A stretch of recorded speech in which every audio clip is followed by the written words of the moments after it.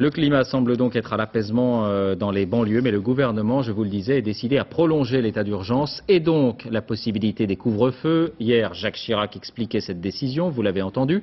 Aujourd'hui, ce sont les députés qui vont la voter. Auparavant, Dominique de Villepin s'était rendu ce matin dans l'une des villes les plus touchées, Aulnay-sous-Bois, en Seine-Saint-Denis. Alexandre Carra, Francis Forget.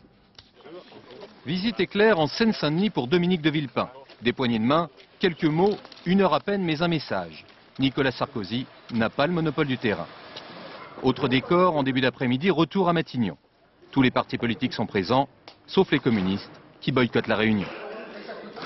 Quelques minutes plus tard, c'est devant les députés que Dominique de Villepin s'explique.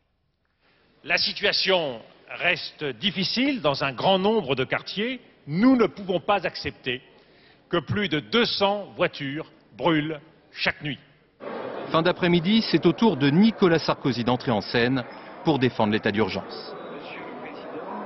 Il n'est pas indifférent de noter que 75 à 80% des personnes interpellées durant cette crise pour des faits de violence urbaine étaient connues pour de nombreux méfaits. Déjà, c'étaient des délinquants. Les socialistes avaient approuvé l'état d'urgence du bout des lèvres. Cette fois, ils voteront contre. Les socialistes sont pour l'ordre et la légalité républicaine, ils ne sont pas pour les régimes d'exception. Au PS, seul un élu de banlieue se rebiffe. C'est un moment difficile, nos concitoyens attendent que l'ensemble des responsables politiques s'unissent pour lutter contre l'insécurité. Et parfois, les critiques les plus sévères viennent de la majorité.